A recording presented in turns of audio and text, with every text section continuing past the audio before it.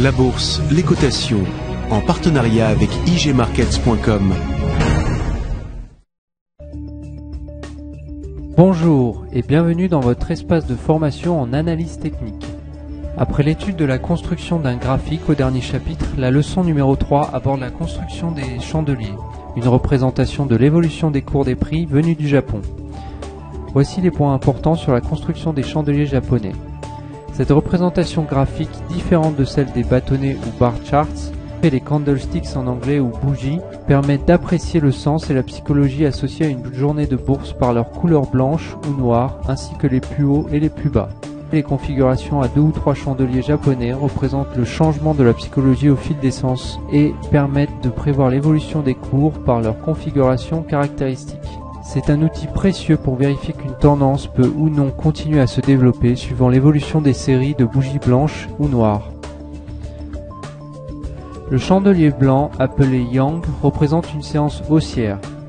Pour dessiner un chandelier, il suffit de reporter les cours d'ouverture, de clôture, du plus haut et du plus bas de la période représentée, jour, semaine ou mois, sur un dessin de bougie. La partie épaisse de la ligne de prix du chandelier est appelée corps vrai et représente la fourchette de prix entre l'ouverture et la clôture de la séance.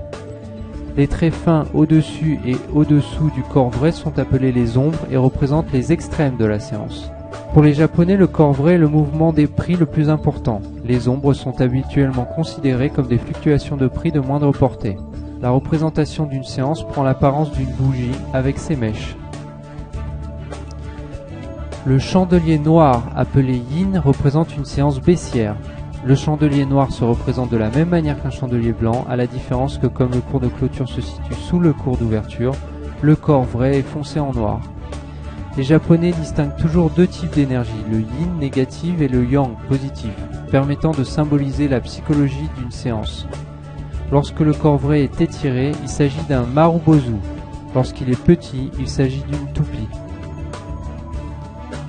Un doji se produit quand l'ouverture et la clôture d'une séance sont au même niveau ou presque au même niveau.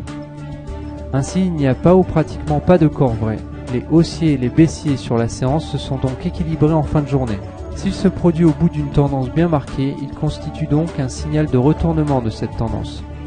La décision sera donc très souvent repoussée au lendemain. C'est la journée suivante qui donne la tendance à venir. Un doji avec une longue mèche basse et une courte mèche haute s'appelle doji umbrella ou parapluie, alors que le doji avec une longue mèche haute et une courte mèche basse s'appelle doji gravestone ou pierre tombale. Les configurations de plusieurs chandeliers représentent des enchaînements caractéristiques de l'évolution de la psychologie d'un marché. Une structure d'avalement est une des configurations de retournement les plus efficaces. En tendance baissière, une bougie noire réalise un nouveau plus bas. Le lendemain, le marché est toujours vendeur et ouvre en baisse sous le cours de clôture de la veille. Mais en cours de journée, le marché se retourne et clôture finalement au-dessus de l'ouverture précédente. Il apparaît donc une grande bougie blanche qui englobe ou avale toute la bougie noire de la veille.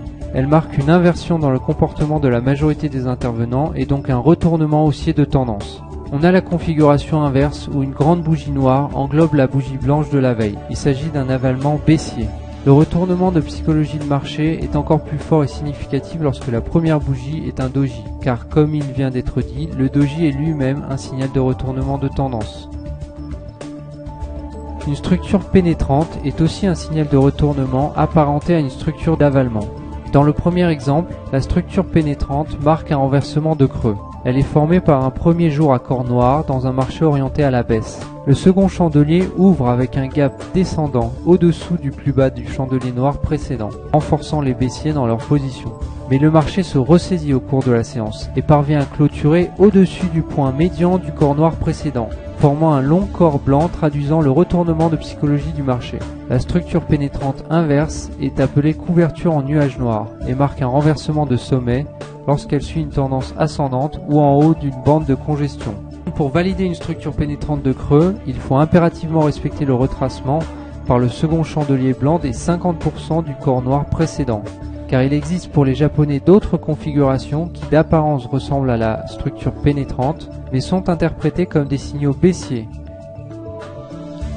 Enfin, les étoiles sont les figures de retournement de tendance par excellence parmi les configurations en chandelier. Le retournement haussier s'appelle étoile du matin, alors que l'étoile du soir annonce une baisse à venir des cours et se situe en sommet de tendance haussière. Dans l'étoile du matin, la première bougie présente un long corps noir, signalant que le marché suit une tendance baissière.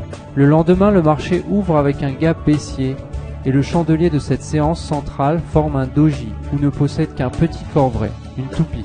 Il marque ainsi l'équilibre et le renversement des forces vendeuses et acheteuses, et s'appelle l'étoile. Le troisième jour est un chandelier à corps blanc qui revient bien à l'intérieur du corps noir de la première période.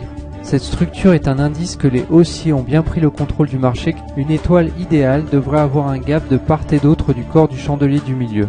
Le second gap est rare et son absence ne semble en aucun cas invalider la puissance de la formation.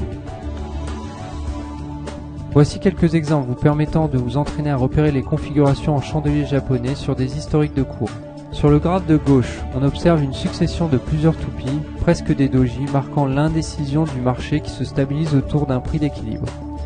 Ce n'est que la première bougie d'importance, ici blanche, qui va apparaître à la suite de cette succession, qui signalera une issue haussière à cette phase.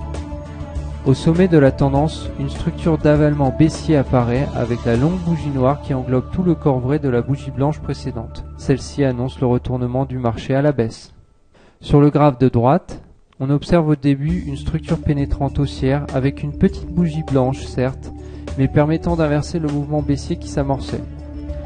Par la suite, on observe des configurations similaires à des avalements baissiers, mais la deuxième bougie noire n'englobe pas tout à fait le haut de la bougie blanche précédente, ce qui empêche de parler d'avalement théorique. De même, on remarque une configuration en étoile du matin pas tout à fait académique.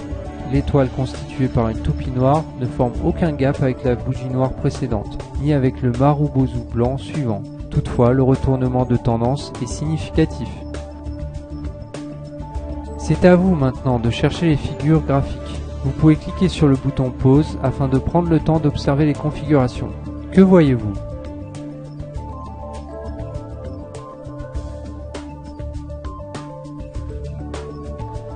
Des dojis, des avalements, des structures pénétrantes ou des étoiles.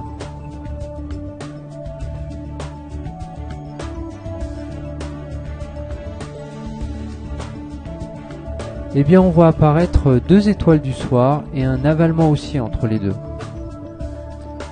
Puis une couverture en nuage noir et un avalement baissier à chaque baisse du marché. À nouveau, ces figures ne respectent pas tous leurs critères théoriques. Encore une fois, l'analyse technique est un art. Les chandeliers japonais ou bougies servent donc à vérifier qu'une tendance peut ou non continuer à se développer. Il s'agit d'une analyse à faire avant chaque prise de décision et que l'on peut faire sur des données hebdomadaires pour avoir une vision de moyen terme. Nous reparlerons de la représentation des cours en chandelier japonais lors des formations suivantes, numéro 12 et numéro 13. Voilà pour les bases sur les chandeliers japonais. La prochaine leçon concernera les amorces de tendance. La bourse, les cotations, en partenariat avec igmarkets.com.